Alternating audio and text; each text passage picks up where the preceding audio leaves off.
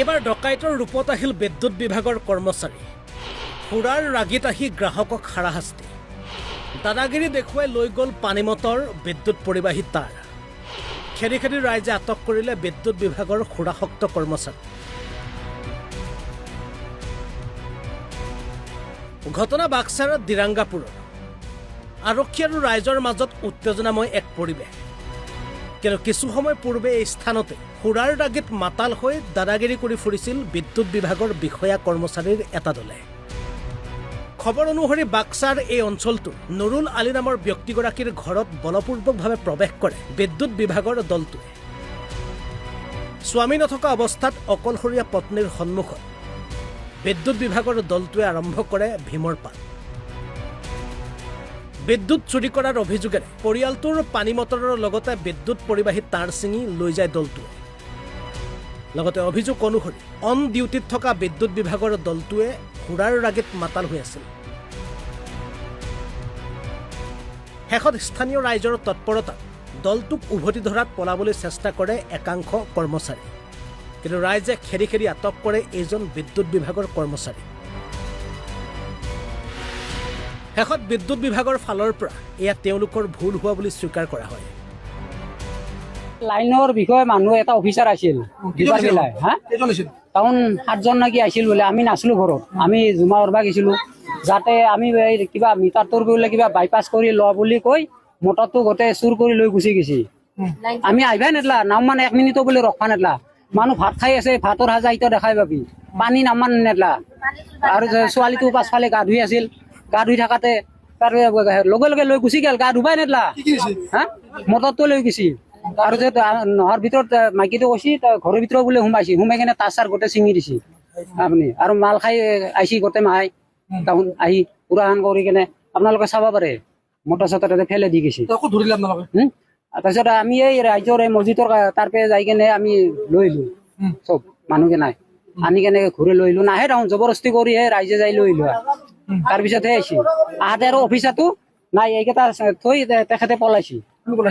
অফিচাৰটো মোটামুটি 2 ঘণ্টা 4 ঘণ্টা মানে হ'ল। এইকেইটা আহোন ইয়াতে থাকিল, সেই অফিচাৰে নাই। লাষ্টত এতিয়া আহি কেনে গুচি গেল। আৰু পইচা বোলে 25,000 ফাইন কৰিছি। আমাক কৈছি 24 ঘণ্টাৰ ভিতৰত যাবাই দিছি। আৰু কাগজ এখন আমাক লেখা দিছিল। অফিচাৰটো পুৰা মালে খাইছি গোটেইকেইটা। আৰু যিটো একজন ঘৰে ঘৰে সোমাইছি, ইও তেখেতে পুৰা মাল চাল খাই পুৰা হেৰা হৈ গৈছে। আমাৰ পৰা মটৰ চটৰ গোটেই লৈ গৈছি। বিল আছিল নেকি আপনাৰ? নাই বিল ছিল আমাৰ পুৰা মাহে মাহে ক্লিয়াৰ আছে। বিলৰ কাৰণে নহয়, এখন হিৰা দি গৈছি। এইটো তাৰমানে আমি লাইনটো চুৰ কৰি লোৱা বুলি কৈছো। মিটাৰ বাইপাছ কৰা কৈছি আমি তাৰ কাৰণে।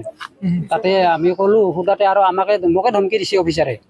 কৈছে ইয়াতে নহয়, অফিচত যাবি। একো নাপালা। ইটা আৰু আহি কৈছে আমাৰ ভুল হৈছে, কেঞ্চেল কৰা বুলি কৈ আছে। প্ৰত্যেক মাহে মাহে ক্লিয়াৰ আছে। এতিয়া প্ৰশাসনে আহি লৈ গুচি গৈছে। আমাৰ এই দিৰিঙাপুৰ গাঁৱৰ একজন কনজুমাৰৰ ঘৰত অফিচাৰ উইথ কৰ্মচাৰী আহি কিনে ইহঁতৰ ডাইৰেক্ট ঘৰত সোমায়। আৰু সেই সময়ত আমাৰ যিখিনি মানুহ আজি শুক্ৰবাৰ জুম্মান নামাজ পঢ়ি আছিল। আৰু সেই জুম্মান নামাজ পঢ়ি থকা সময়ত বিশেষকৈ আমাৰ গাৰ্জেনখিনি নাথাকেয়ে, গতিকে গাৰ্জেন নাই। এখেতসকলৰ একজন মাত্ৰ হেৰি আছিল, এখেতৰ ৱাইফটো আছিল। সেই সময়ত তেখেতসকলে আহি কিনে ডাইৰেক্ট কৰ্মচাৰী ঘৰত সোমাই যাই কিনে মটৰ আৰু ফেনৰ কিবা কানেকশ্যন ছিঙি মটৰটো লৈ তেওঁলোকে গুচি গ'ল। সেই সময়তে আমাৰ মানুহখিনি নামাজ পঢ়ি ওলাই আহি প্ৰত্যক্ষ কৰিলে, দেখা পালে আৰু সিহঁতক ঘূৰাই আনিলে। আনাৰ সময়ত অফিচাৰজন মটৰটো লৈ অফিচাৰজন ইতিমধ্যে পলায়ন কৰিছে। আমি কৰ্মচাৰী কেইজনক আনি কিনে এটা আবদ্ধ কৰি ৰখা হ'ল। আৰু কৰ্মচাৰী কেইজনক সোধা গেল। সোধাত ক'লে যে এইটো ভুল হৈছে, বাইপাছ নাছিল।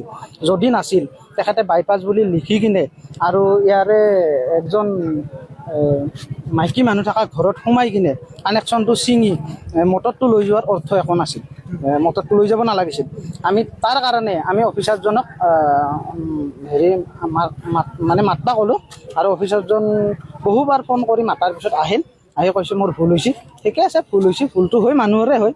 কিন্তু কথাটো হ'ল কি, 1 নম্বৰ কথাটো তেখেতে বাইপাছ যদি নাছিলে তেতিয়াহ'লে বাইপাছ বুলি লিখি 25,000 টকা ফাইন বুলি কৈ আৰু একদম ড্ৰিংক কৰা সময়ত আহি মিছবিহেভ কৰি কিনে মানুহখিনিক তেখেতে মটৰটো লৈ যাব নালাগে যদি নাছিলে তাৰপিছত তেখেতে কৈছে নাছিল মই এতিয়া ফাইনটো নাই মই হেৰি বুলি লিখি দিম বাইপাছটো মই সেই কৰি দিম কাটি দিম এনেকৈ ক'লে মই বোলো কাটি দিলেতো সকলো শেষ হৈ নাযায় তেখেতে যিজন অফিচাৰ তেখেতে অভিয়াছলি তেখেতে সেই কৰি আহিছে মানে ড্ৰিংক কৰি আহিছে তেখেতক মই সুধিছোঁ ড্ৰিংক কৰি তাত অহা নাই বুলি কয় কিন্তু তেখেতে ড্ৰিংক কৰি আহিছে আৰু তেখেতে ইয়াতে আহি একদম মিছবিহেভ কৰিছে শ্লেং লেংগুৱেজ ইউজ কৰিছে আৰু বেলেগকো কৈছে কোনোবাই সোধাতে যে কিয় মটৰটো ল'লি মইহে ITI পঢ়া তুমি ITI পঢ়িছা নেকি বুলি সেনেকৈ আৰু শ্লেং লেংগুৱেজ ইউজ কৰিছে তাৰপিছত য'তে ত'তে ঘৰত ভিতৰত সোমাই গৈছে মটৰ লৈ গৈছে এইখিনিয়ে তাৰপিছত আমি তেখেতক আনি কিনে সোধপোছ কৰিলোঁ সোধপোছ কৰাৰ সময়ত প্ৰশাসনে আহি তেখেতক লৈ গুচি গ'ল বাক্সাৰ পৰা সুবৰ্ণ পাঠকৰ ৰিপৰ্ট অসম লাইভ 24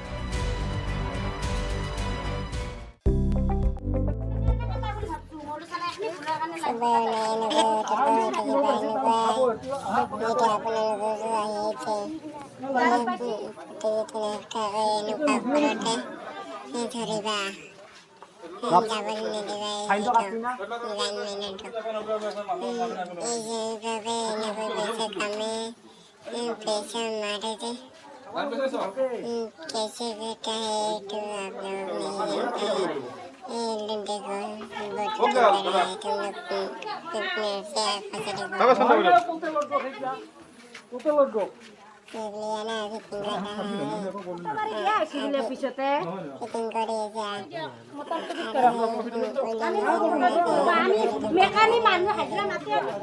হাজিৰা লগত মেল নাই ইয়াতে টাউন খুলছি তাক ফিটিং কৰিব দিও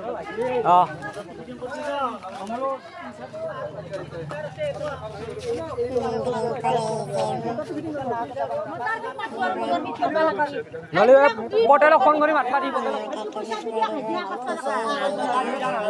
আৰু কতলক মাত আৰু বন্ধ কাহক যাবা নৰি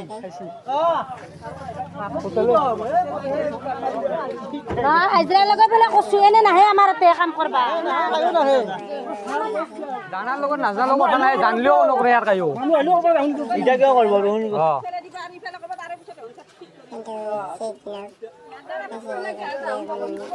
তাহন লেখি লৈ গৈছে যে এখন লাইলা লাঞ্চ কাবলে ইমান ৰাইজৰ মানুহ আছে নেকি আহন দেখলিও কথা কৰিব নোৱাৰে ধনা ৰাহুনেতে চিৰবা লগা আমাৰ ঘৰতে আনি होटल नंबर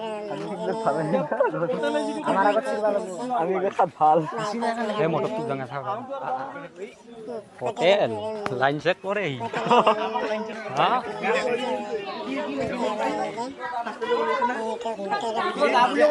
মাতো পটেলক মাতো হাজিৰা লাগিব আমাৰ পটেলক মাতো হাজিৰা দিব লাগিব মটৰটো লৈ গৈছি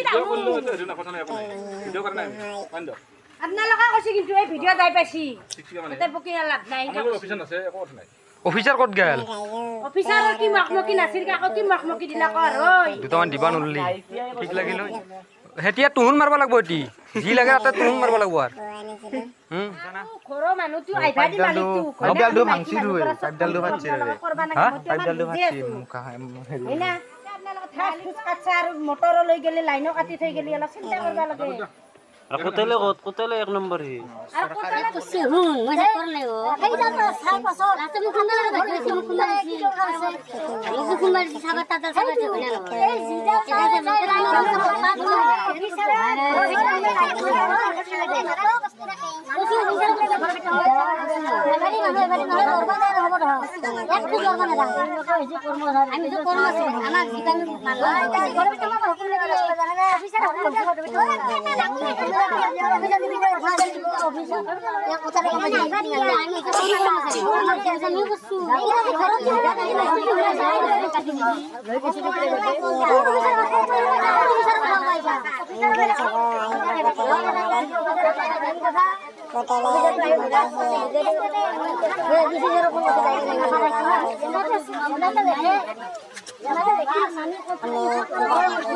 আমার তারে কি নালা করে তারা গাড়ি নালা